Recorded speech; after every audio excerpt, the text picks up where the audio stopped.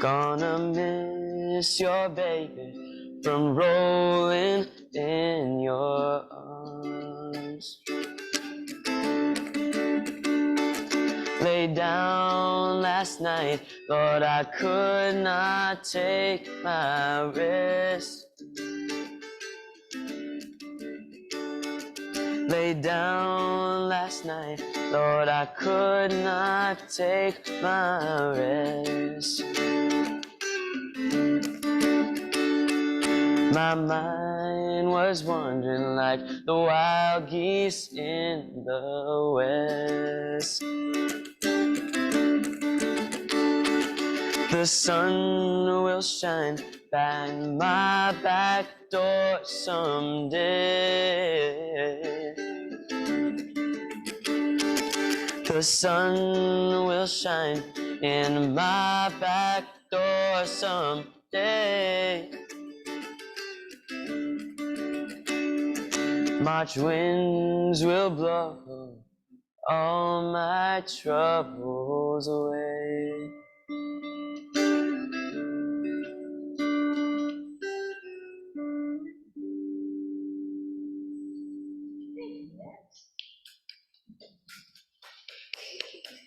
Thank you.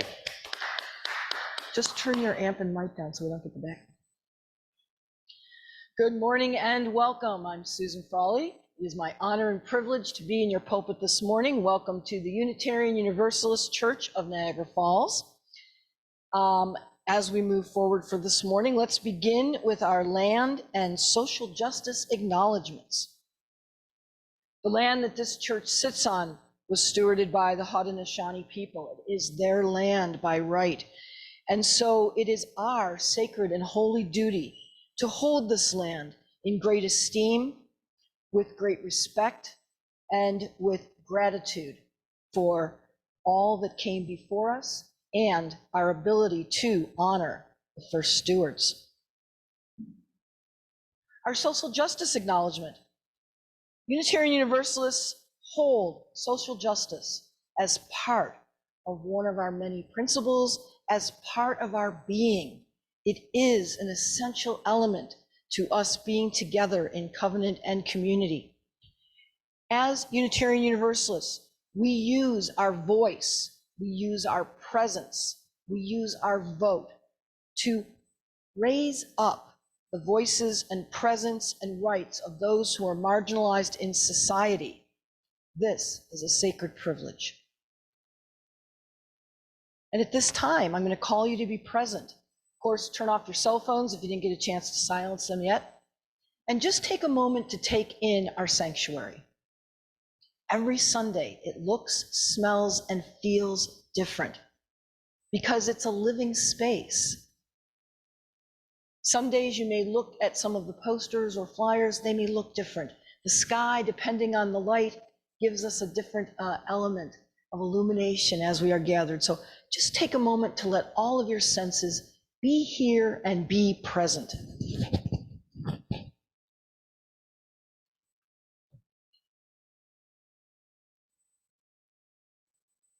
Can you hear me okay? Oh, excellent.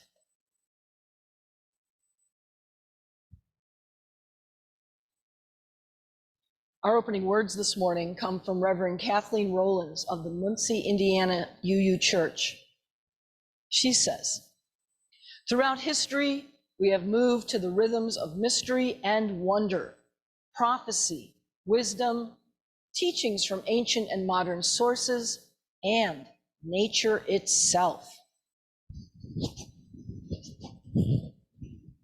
And now if you would find our chalice lighting words, which are on the inside cover. But go ahead. Want to light? I didn't know if anybody, okay. I was looking to see if someone was. If we could read together our chalice lighting words. May the light we now inspire kindle. Let's start over. I'm so sorry. Okay, do-overs. May the light we now kindle us to use our powers, to heal and not to harm, to help and not to hinder, to bless and not to curse, to serve you, Spirit of freedom. And if you find in your hymnals, Song 88, Calm Soul of All Things, Patty's gonna play it through, and then I invite you to rise in body or spirit as you be willing or able, and we will sing together.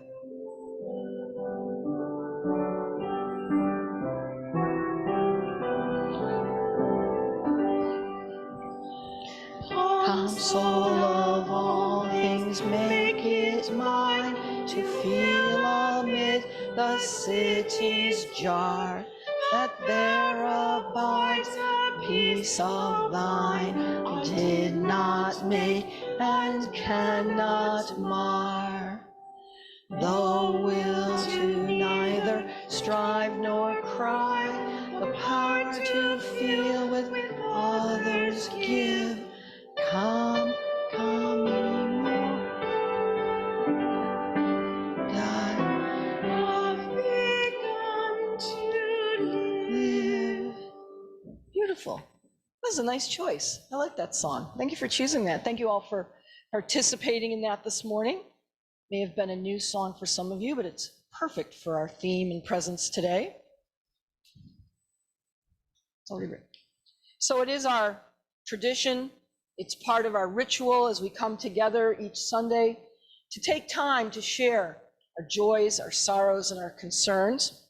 I'm going to light our first candle. Since I won't see you next week, and you haven't seen her in a while because she goes to Hebrew school on Sundays, my daughter Ayla is making her bat mitzvah next Saturday. So I'm lighting this candle in joy and happiness for her achievement.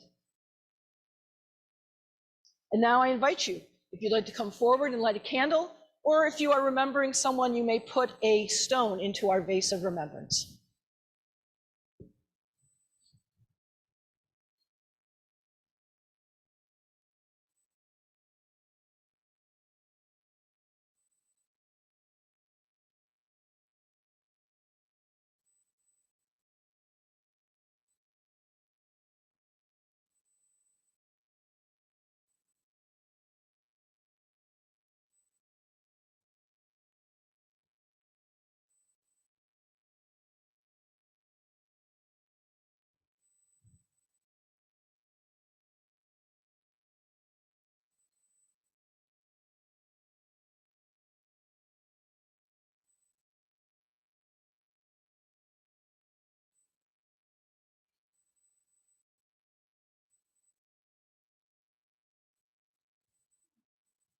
Just a thought from over here in Zoom country that I can't help thinking about the trouble in the Middle East, and it just seems as though we should offer up at least a word in recognition of the terrible hardships there, and recognition and hope that things get better somehow.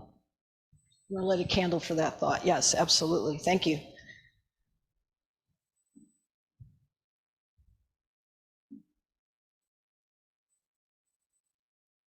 Does anyone else have any joys, sorrows, or concerns that they wish to share this morning?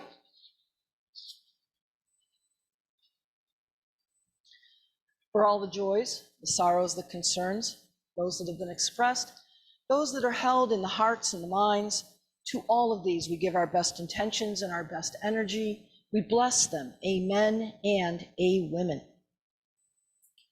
And so the spiritual theme from the UUA for the month of October is heritage and legacy. And this fits within our sermon theme, say that 5 times fast. Our sermon theme this morning, which is about exploring, and in part is going to be looking at our roots. What I want to share with you this morning for our spiritual practice is an abbreviated essay from UU writer John Bartlett. It's entitled Exploring Faith. And John writes, "We define faith as the process of finding and making meaning out of our lives and the world, understanding that we all find and make meaning in different ways. Our 4th principle calls us to a free and responsible search for truth and meaning, and we intentionally draw upon a diverse body of wisdom as we explore our 6 sources. As we continue ever forward on our spiritual ethical, and religious journeys, the sources ask us to examine the wisdom of the world's religions, results of science, personal experience of life's mystery, and the words and deeds of those who exemplify compassion, justice, and the transforming power of love. We embrace the use of reason on our free and responsible search for truth and meaning. Unitarian minister Ralph Waldo Emerson said of preaching that a minister should share of his life passed through the fire of thought. The same can be said of the Unitarian Universalist journey as a whole. Ours is an examined faith, one that includes many doubts and questions, and a commitment to growth and learning on the journey. We don't view faith and reason as opposites, but instead consider them as complementing and supporting one another. Similarly, while acknowledgement of and respect for each individual's beliefs is of high importance to us, we also recognize the value and the power and the importance of religious community. New thoughts, ideas, and perspectives shared between us helps each of us to a deeper understanding. Indeed, our time together is enriched as much by our differences as by what we hold in common. Exploring our faith also calls us to love questions, in some ways more than answers. We Unitarian Universalists expect that our beliefs, our ethics, our theologies, our faith will change and evolve over time as we as human beings change and evolve. Thus, while we value deeply the truths and answers that we have arrived at any given moment, we also hold these truths lightly, knowing that they may change at any point as we become informed by new experience, new insights, or new information. We keep asking questions and keep trying to answer them to the best of our abilities for as long as we live. We explore our faith in many ways, whether it's Sunday morning worship, adult classes, quiet walk on a beautiful day, engaging in spiritual practices, or just simply being and being present in the world. And this is an abbreviated essay by John Bartlett, a UU writer.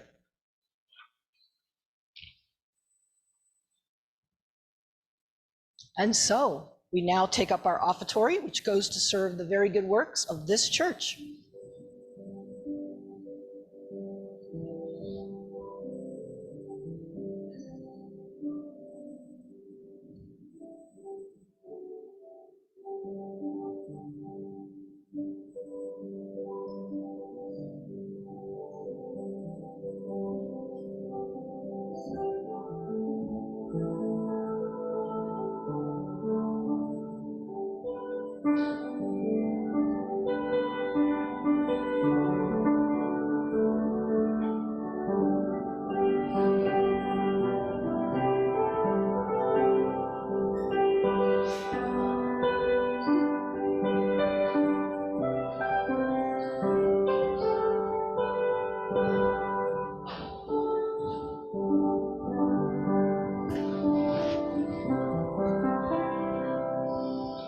Spirit of life, come unto me. Sing in my heart all the stirrings of compassion. Blow in the wind, rise in the sea, move in the hand, giving life the shape of justice. Roots hold me close, wings set me free. Spirit of life, come to me, come to me.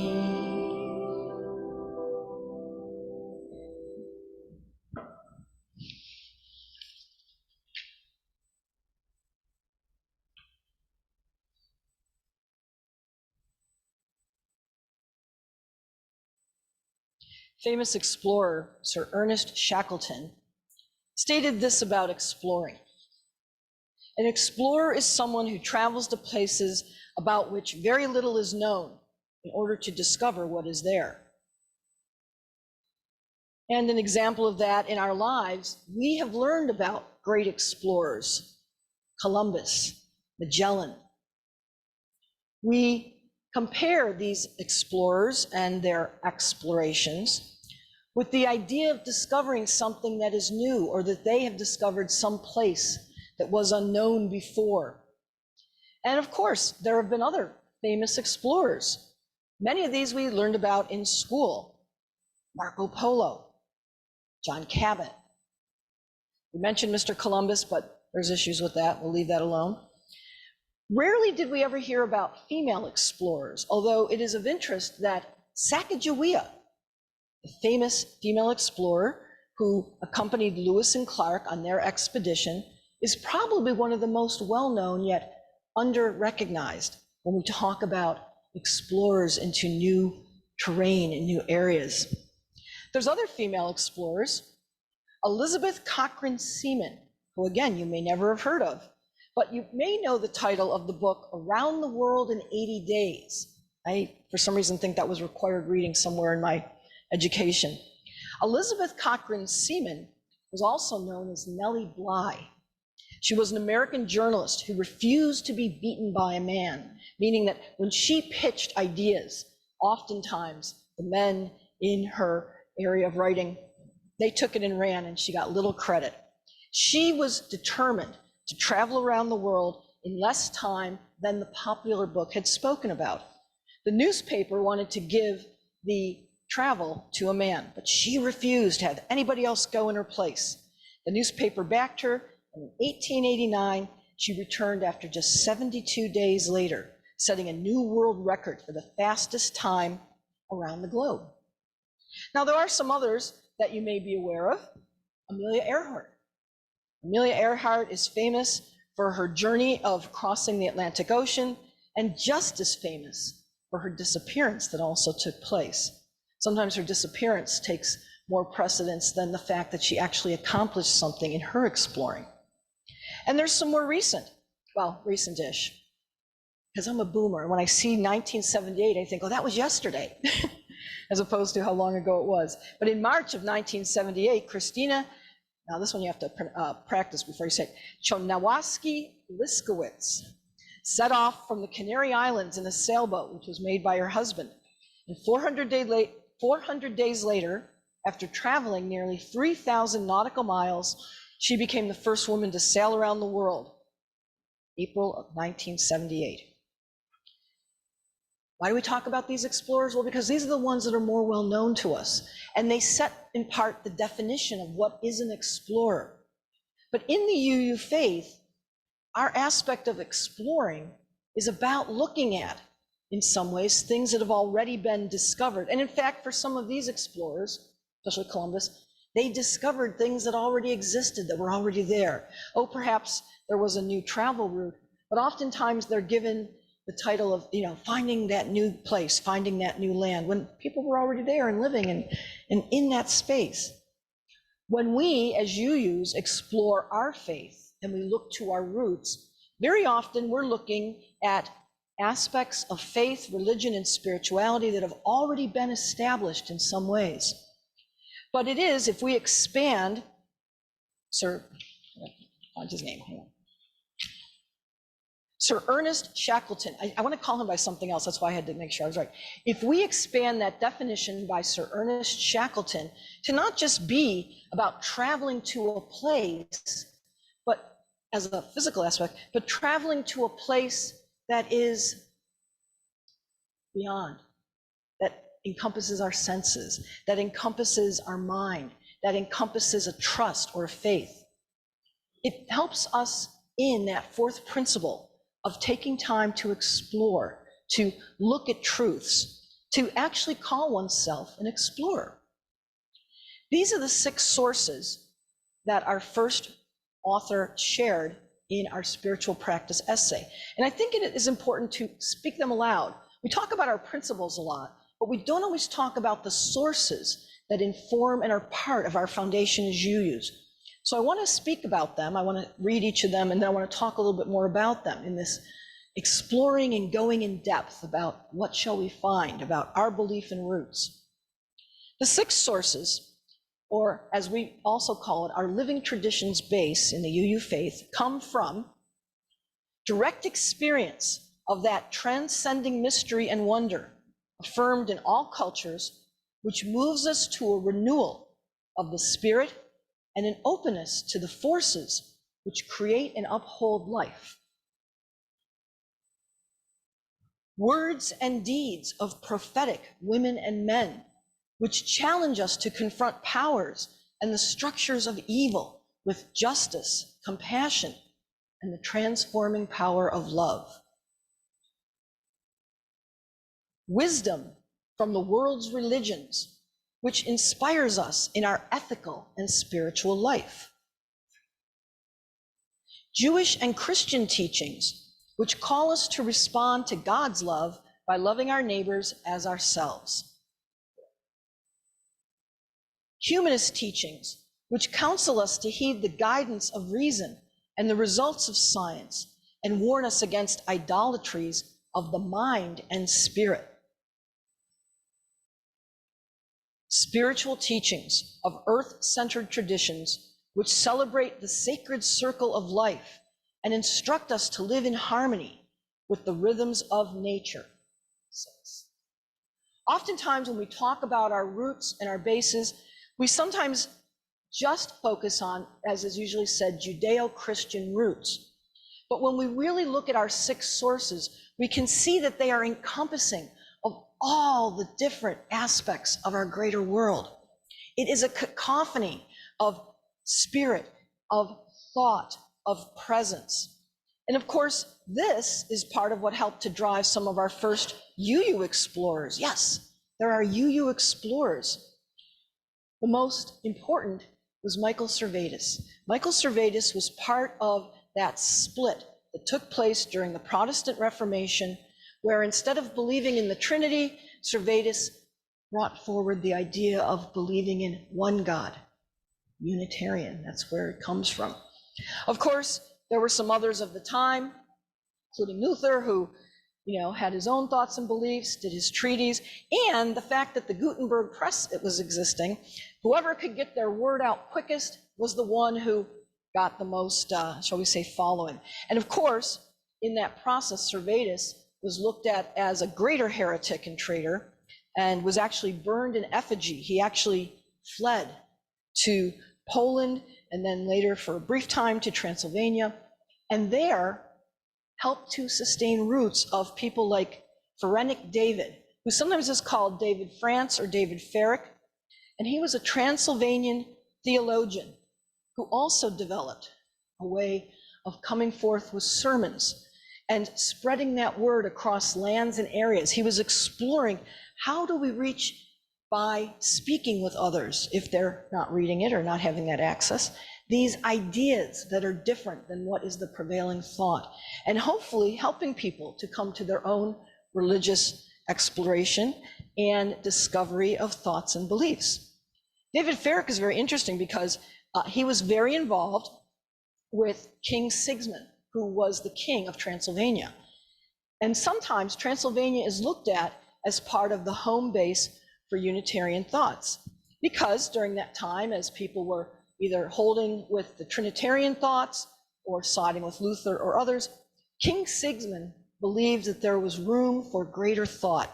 And he had, I want to say David Ferrick, because that's how I learned it in history, but it's Forensic David, had him come to Transylvania and had him be one of the advisors. And it was wonderful. There was a wide swath of conversation and exploration. But unfortunately, when Sigmund passed, his successor, King Stephen Blatherry, forbade any innovations and put Forensic David into a prison, which now there's a couple of UU places that do sort of travels. I'll say mission, that's not really the correct word, but they do historical travels, and they go to Transylvania and can see the actual jail cell where he was put and where, of course, he passed in time. Part of this, though, led to the creation of people from Transylvania, from Poland, creating spaces, and others coming. They became explorers by land and by presence to spaces and places that helped them with that thought. But even though I'm talking about men here, let's talk about female explorers of faith. One of the most important is Olympia Brown. You may have heard stories about Olympia Brown when people have talked about history. Olympia Brown is the first known woman minister who was ordained by the Unitarian faith. She spent a lifetime working on women's suffrage. She spent so much time trying to both get into college, to study in seminary, and then again, to be ordained. Her next aspect of exploration was to take that faith that she had fostered in New England and travel to Kansas and Racine. And there she also spread the word and thought. What was typical of the time, which was 1919, after Olympia would start to gather fellowships or groups, Unitarian Association would put a male minister in place to lead the congregation. That was typical. It was very rare that a female minister was in charge, or if there was something they had founded. But at the time, it was more about being that explorer who was sharing thoughts and ideas. And there was a lot of parallel to the suffrage movement, as well as to new thoughts and ideas for faith. Another person who had a big influence and was an explorer as well as finding of space and place was Judith Sargent. You may have heard of Judith Sargent. When she was 19, her dad discovered an early Universalist book and gathered friends to discuss this new theology. When he learned of a British preacher, boy, that doesn't want to come out. British preacher, oh my goodness, of this theology, who was nearby, he invited John Murray to come to Gloucester. Judith recognized immediately that this was a spiritual teacher. And in 1779, she became one of the founders of the first Universalist church in America. She co-founded this church with African-American Gloucester Dalton. Word of time, 1779. This was unheard of, and especially with the collaboration with someone of a different race. Put ourselves into the time spaces. But these are important. These are people who contributed to the early aspects of bringing that faith forward, of not just being explorers in a place, but in spaces in people's hearts, in spaces in people's minds. And of course, at the time that a lot of this was beginning in that period, there were also aspects of civil justice, particularly women's suffrage. And if you've ever been to Seneca Falls, you know the great history and the connection between the women who were in the first Congress. Of course, as you may also know, they weren't allowed to speak at that Congress, and the women who helped to bring that forward and who were connected with people like Elizabeth Cady Stanton, Susan B. Anthony, and a UU woman from Boston named Mary Ashton Rice Livermore, who had been grown up in a strict Calvinist family.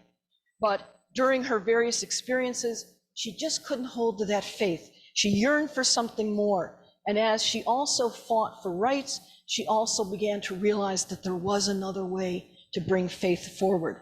And so she did this. During the Civil War, this was interesting. She was a leader in the Sanitary Commission. I didn't know what that was. It was the forerunner of the Red Cross, and it was about caring on the battlefield. What made her stand out is she cared for those that she was supporting and those that they were fighting against. One of her best known speeches that was ever given is called, "What Shall We Do with Our Daughters?" She delivered it over 800 times in her life. She challenged people to think about the future for young women in their care, and she advocated for full education for girls so they might be prepared to support themselves and live independent lives if they chose. Unheard of in the middle 1800s. And yet, these are where some of our early UU explorers of faith were at and what they brought forth. So back to the 6 sources a little bit. We are constantly reminded that it is also one of our aspects of being as a Unitarian, both individually as well as in covenant, to do that deep personal search. And this can be evolving. I think that's the part that, as I was preparing with this, that doesn't always come up. It can be evolving. Some faiths will say this is true, this is it, this is solid, nothing changes, it's just how it is. In the UU aspect of faith, we recognize that there is always an opportunity to learn something more, to learn something different that we didn't know, or to be inspired, as many of these early explorers of faith, as I mentioned, found in their life. And so when taking those 6 sources, and again, they're all encompassing, there's nothing left out, even though we usually just talk about Judeo-Christian, we have earth teachings, we have humanist teachings, we have words and deeds, and more important than anything are the direct experiences that each person has as they go forward, as they look at cultures and learn about cultures. This is important, and this is a little side area that sort of just came up in the last week in looking at this sermon. Many people are concerned about the Middle East. What's going on? What's happening? Is it Jews versus Muslims? Is it countries versus countries? Yeah, a little bit. Is there terrorism? Yes. Even back to our beginnings, when we go back to Michael Servetus, there was terrorism there. Sometimes it was more individually focused, or sometimes about groups of believers. But terrorism, the act of creating fear, hatred, and death upon people who don't think like we do and don't want to follow what we do, has been around always. And now we are seeing this play out on a world stage, and much of it is very confusing for us. I'm not going to try to explain all of it today because it would take a whole series of sermoning. But know this, that there are people who are Jewish that are totally against war and totally against what is happening. There are Muslims who are against war, against the hatred. They're not against other people, and yet they come into, because they live in places, governments, sources, and others who are present that are bringing forth acts of terrorism, acts of violence, acts of destruction that they then stand near. And we know this as Americans. We have been held accountable and guilty in other countries from the past or from American policies where we say, but wait, I don't think that, I'm an American. And as Unitarian Universalists, we've had this same aspect as well, sometimes even internally. The best example was the division that took place in the church when there was first the coming together of the Unitarians and the Universalists back in almost 1960 at the church in Boston. And when the concept of reparations to African Americans who'd been part of the faith came up, it divided us. And there was internal troubles and struggles. But the positive of this is that people, through conversation, through direct aspects of communication, were able to put a balm, a healing upon that. And when we look at our 6 sources, in addition to our exploration as faith journeyers, we can also see where balms can be present to help us and to help those who have been harmed, perhaps in our past actions or that are happening in present actions. In our church, we've been adding the aspect of our social justice acknowledgement. And again, as we look at that journeying in faith, if we do not hold that as a strong part of who we are as an individual, as a church, as a faith community, we're missing the bigger picture. Because in many ways, that's what the journey of the early explorers was about: social justice, social connection. So as you're going forward in this week, as you're making sense of things within the world, as you are on your journey, looking at what is it you believe, and perhaps what you're believing today may not be something you believed 5 years ago, 5 months ago, 5 weeks ago. Know that that is okay. In fact, that is the process. And the more that we're able to share with each other, the more we enrich each other, the more we expand each other, and the more expanded through that communication, those conversations, the greater then we bring that social justice and peace to the world. That's kind of my hope for other areas of the world too, but I think it's going to take a little more work. So, happy exploring, find the spaces and places. Maybe you will discover something that's never been discovered, or maybe you will see it in a new and different way. That also is a way of being a faith explorer. Oh, you don't take it. That's okay. Thank you. So, talk back. Yes, yes. Not everybody does talkback. So talkback is an opportunity for you to share your thoughts, your ideas, your challenges, your questions for what it is that we've just been talking about this morning. So I'm actually turning.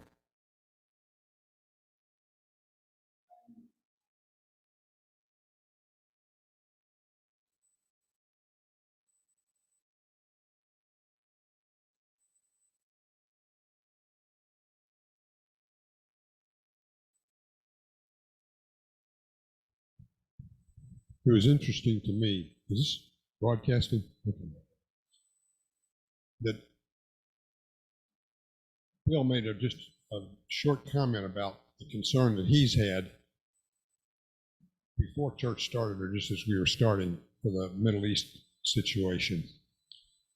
And it's rattling around in my mind, especially from what Susan was saying, that yes, the religions of the world seem to offer some help, but I think they offer some real responsibility to change, and change greatly, because to a large extent, you could define the problems that are in the Middle East, in Israel and the Muslims, by their differences in religion. And people have certainly fought over these things and to the end of the earth for years and years and years. I question whether there is more good or more bad by what the religions offer. The church religion, certainly.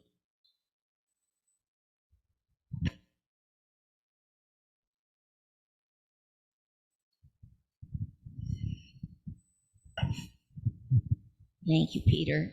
And thank you, Susan. Thank you for all of the research you put into that sermon today and offered us, the wisdom and the truth that you've extracted from it, and also offered us questions to peruse on our own. I also want to thank you for wearing your collar. I came into church this morning aware of the fact that that was one thing I was going to mention, because you worked hard for it and you earned it. And there are all things that we have worked hard for and we've earned them, and yet we don't always put them up front. Many of us have a tendency to withhold some of what we have earned, and yet don't offer up front and share with others as widely. So my words to all of you and to myself is just show us who you are, share who you are. Let's profit from one another's, let's benefit from one another's searching and working.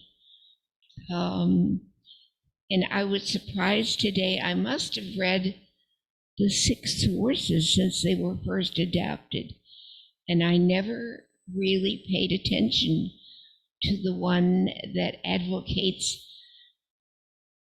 that we listen to our own wisdom, our own voices. They may be voices of reason. They may be voices that we would call mysticism.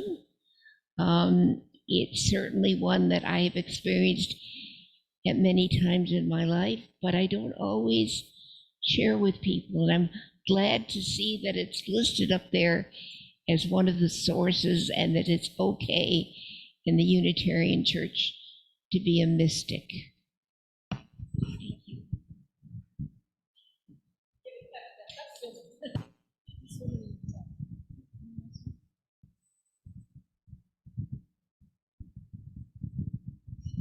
I just wanted to pick up on the idea that Peter presented about the role of religion in our history, in the development of conflict. And I don't have any answers about this, but it's something that I've pondered a long, long time, since I was a teenager. Like, what is religion a good thing, or is it a source of just all of our problems? That I was raised as a Catholic, so we had this exclusive, we were taught that we had some sort of exclusive, high-end entrance into a heaven that you had to be Catholic to get there. I mean, I thought that was ridiculous by the time I was 14, and declared myself an agnostic. But even now, when I think of like what causes all this conflict amongst us as human beings, is this, to me, really insane idea that my religion is better than your religion. And I really hope, I do hope, because I'm an optimist, that we can, at some point as a human race, move beyond that.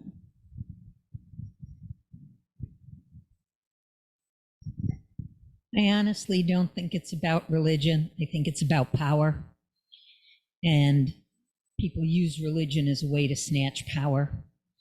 And they subvert. Most religions teach empathy and sharing. And we as human beings don't tend to like to do that. So I think that a lot of what's happening in the Middle East, we can say it's about religion, but I don't think it's about religion. I think it's about power.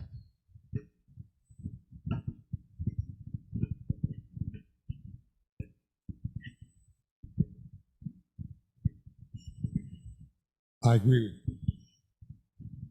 with you, Teresa. And but I think that the religion, it depends on what you're defining as religion. The religion that somebody has in their heart or in their minds and in their pews, or the organized churches and other religious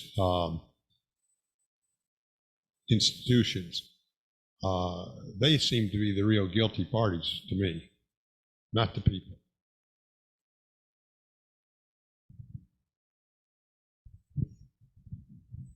My name is Hector, and I just hope this doesn't offend anyone.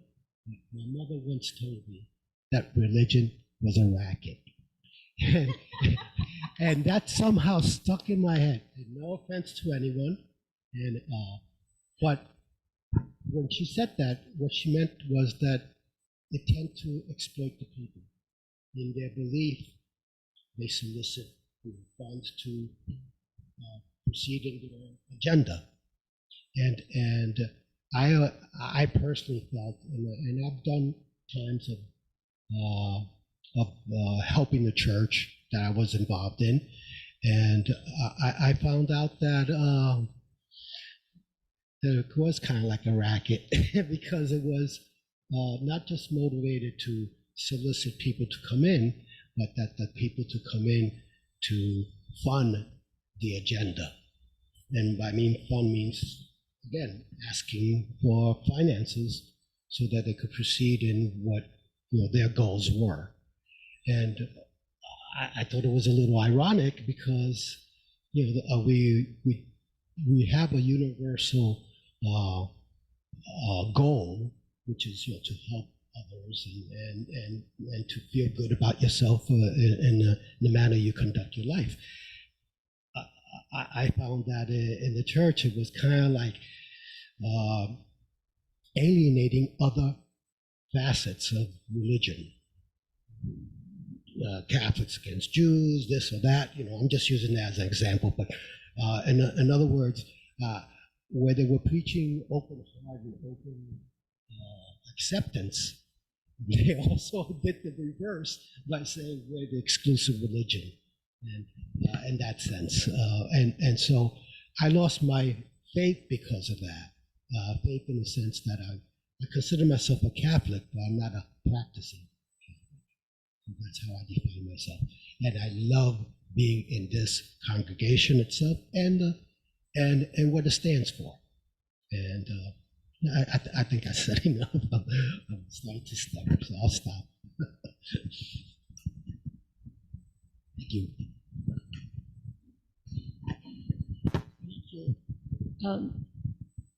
I was just thinking, in terms of the Middle East, in the problems and divisions that have afflicted humankind from the beginning, that each one of these 6 sources that we hold would offer different ways of dealing with the Middle East. The mystics might choose song or dance, repeating mantras, ways of raising their individual spirits to a point of almost ecstasy, and sharing those songs and dances, a way of envisioning peace between all people and bringing that to pass. The wisdom of the Christian and the Jewish traditions, which teach us to care about one another, to reach out to one another, and that offer us opportunities to grow ourselves in terms of what we can give and what we can share. The teachings of the earth-based religions, which speak about times when we obliterate all debts between people, that we have giveaways and come back to a place of non-divisiveness. So within each one of the sources, there's ways of addressing things such as are going on in the Middle East right now, and various ways that we can each find a path to doing that.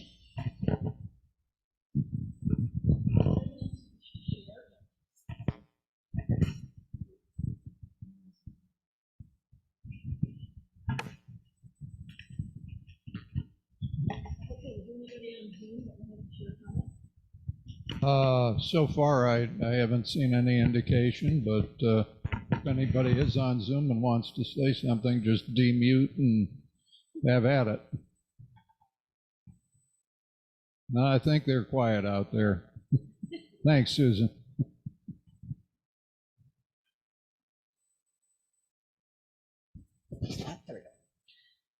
Well, I want to thank everyone who shared today.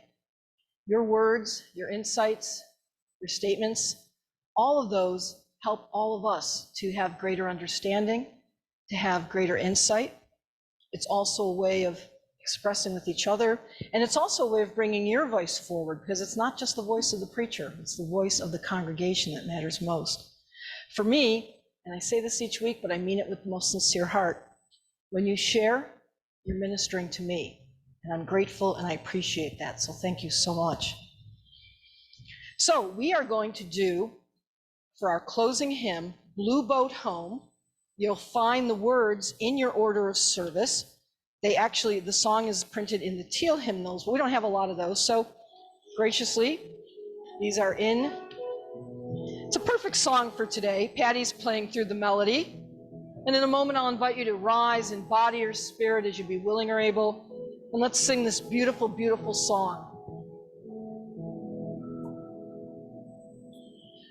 Though below me I feel no motion, standing on these mountains and plains, far away from the rolling ocean, still my dry land heart can say, I've been sailing all my life now, never harbor or port have I known.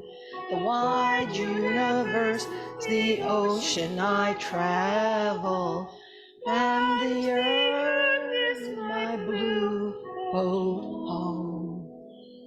Sun my sail and moon my rudder, as I ply the starry sea, leaning over the edge in wonder, casting questions into the deep, drifting here with my ship's companions, all we kindred pilgrim souls, making our way by the lights of the heavens in our beautiful blue boat home. I give thanks to the waves upholding, great winds urging me on, Greet the infinite sea before me. Sing the sky, my Savior's song.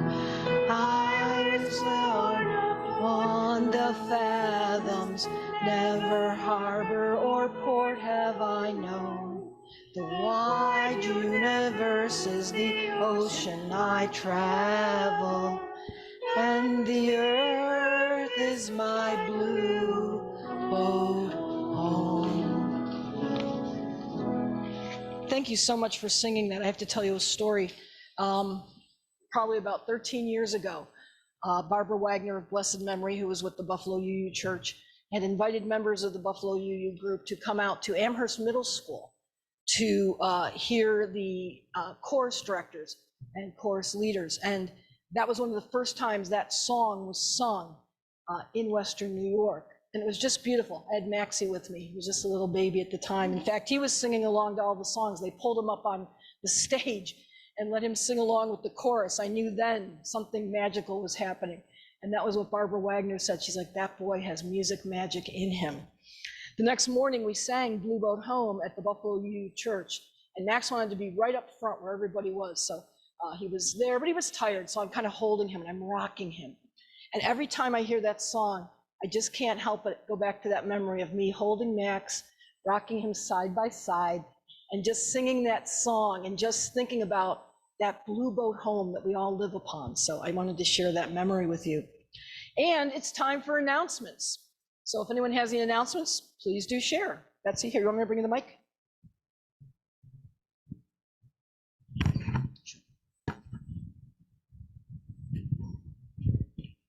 I was going to. Is it on? I might have turned it off. I forgot about announcements. I was going to share a paper today, which of course I didn't, but it will be here next Sunday. But on Thanksgiving Day itself, if people are not otherwise engaged, there will be a Thanksgiving dinner here. It will be a traditional Thanksgiving dinner with turkey and gravy, and then other things brought by the participants. So we will have a sheet that will ask you how many people will be in your party and what you hope to bring. And I thought maybe around 3 o'clock, but it can be at any time on Thanksgiving. We can work it out, and it'll be here at the church for everybody who's available. Thank you. Paul has, he's coming up to get the mic from you.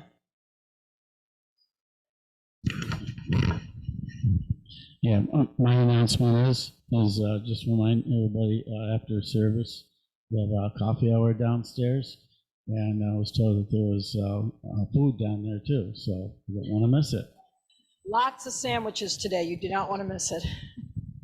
Any other announcements for the good of the congregation or the community? For our benediction today, I want to share words from UU Minister Keith Goring, who writes, "We study history so that those who have labored before us will have not done so vainly. And we do it so their work, now mingled with ours, makes our world better." Along with that same phrase, Lucy Stone, suffragist, UU, upon her deathbed, said these 4 words as her final words: make the world better. And so as we go out today, let's try to heed those words to make the world better. Let us extinguish our chalice, and we will do that by reading the words in our order of service. We extinguish this chalice, but not the light of truth, the warmth of community, or the fire of commitment. These we carry in our hearts until we are together again. And Max is going to share with us a postlude song.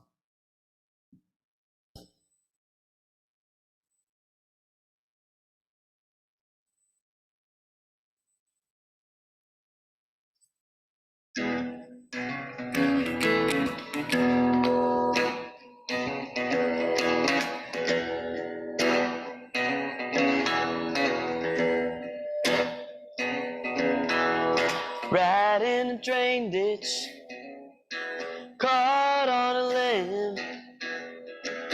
You know better, but I know him. Like I told you, what I said.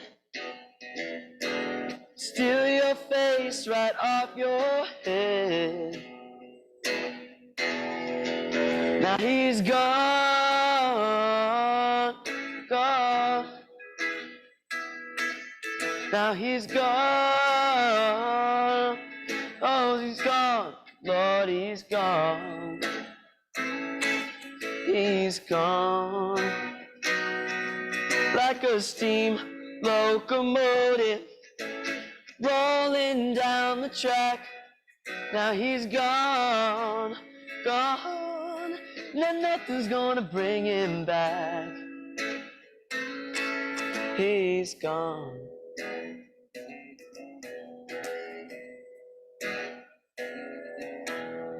9-mile skid on a 10-mile ride.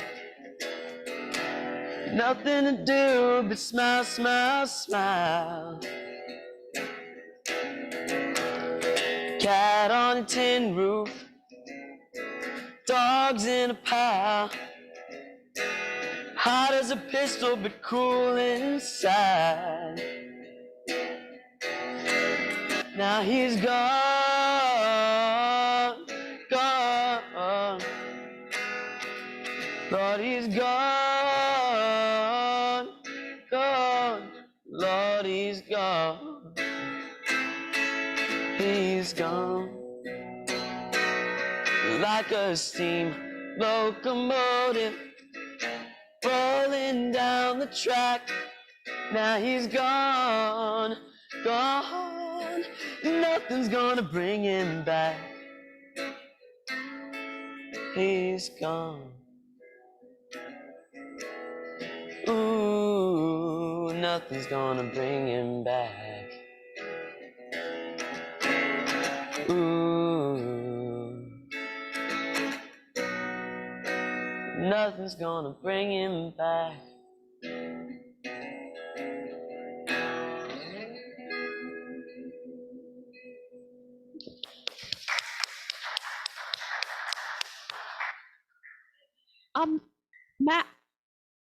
Max, are those your creations? No, okay.